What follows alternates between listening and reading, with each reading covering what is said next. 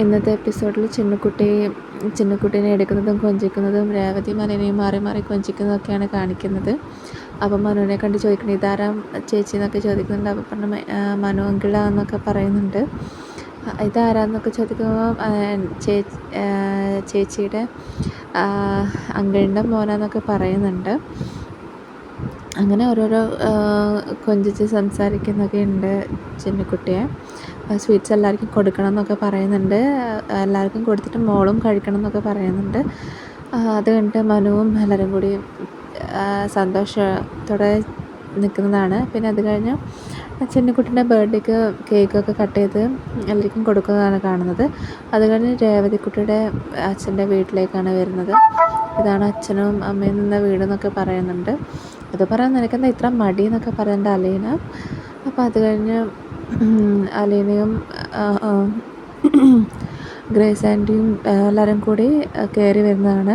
അപ്പോൾ നിങ്ങളാരായി, നിങ്ങൾ അന്നും ഇതുപോലെ വന്നല്ലോ എന്നൊക്കെ പറയുന്നുണ്ട്. അതായത് രേവതിക്കുട്ടീൻ്റെ അച്ഛൻ്റെ ഭാര്യ. അപ്പോൾ പറയുന്നത് നമ്മളൊരു ക്യാൻസർ പേഷ്യൻറ്റിനെ കാണാൻ വരുന്നതാണല്ലോ, ഇതിനു മുമ്പ് ക്യാൻസർ ഇല്ലായിരുന്നു, അതുകൊണ്ട് വന്നില്ല എന്നൊക്കെ പറയുന്നുണ്ട്. അത് കഴിഞ്ഞ് അവിടെ രമേശൻ നായർ വരുന്നതാണ്. എന്നെ കാണാൻ വരുന്നത്, അതിന് നിനക്ക് എന്താണെന്നൊക്കെ ചോദിക്കുന്നുണ്ട്. പിന്നെ അതിന് നിങ്ങളെ മകൻ മരിക്കട്ടെ, അപ്പം ഞാൻ പറയാം ഞാൻ ആരാണെന്നൊക്കെ പറയുന്നുണ്ട്. അത് കഴിഞ്ഞ് അവിടെ കൂട്ടുകാരുണ്ട്, എന്താ ഇവിടെ പ്രശ്നം എന്നൊക്കെ പറയുന്നുണ്ട്. ഇവിടെ ആൾ വന്നത് ഞാൻ ചോദിച്ചതിനാണ് ഇത്രയും ഇയാൾ പറഞ്ഞതെന്നൊക്കെ പറയുന്നുണ്ട്. അത് കഴിഞ്ഞ് ചോദിക്കുന്നുണ്ട് ഇവിടെ പ്രശ്നമാണോ ചോദിക്കുമ്പോൾ മനു അന്ന് ഇത്ര പ്രശ്നമില്ലായിരുന്നൊക്കെ രേവതിക്കുട്ടി പറയുന്നുണ്ട്. അത് കഴിഞ്ഞ് രേവതിക്കുട്ടിയും അച്ഛനും കൂടി സംസാരിക്കുന്നതാണ്. ഇങ്ങനെ മോൾക്ക് എന്നോട് ദേഷ്യമൊക്കെ ഉണ്ടാവുമല്ലേ? എൻ്റെ അമ്മ മരിക്കാൻ കാരണം നിങ്ങളാണല്ലോ, അതുകൊണ്ട് എനിക്ക് ദേഷ്യമുണ്ട്. പക്ഷെ ഇപ്പം എനിക്ക് ദേഷ്യമൊന്നുമില്ല.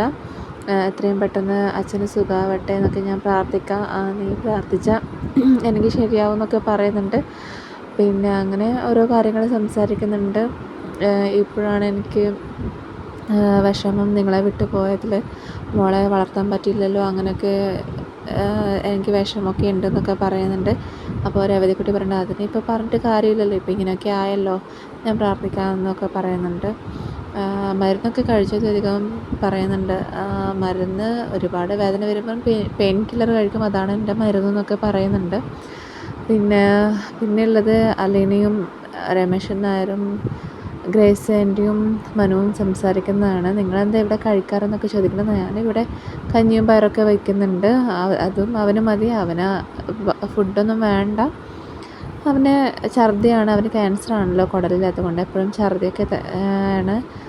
പിന്നെ അവൾ ഇവിടുന്ന് ഓർഡർ ചെയ്ത് കഴിക്കലാണ്, അതൊന്നും ചെയ്യാറില്ല, ഞാനിവിടെ കഞ്ഞി വെച്ച് കൊടുക്കാറാണെന്നൊക്കെ പറയുന്നത്.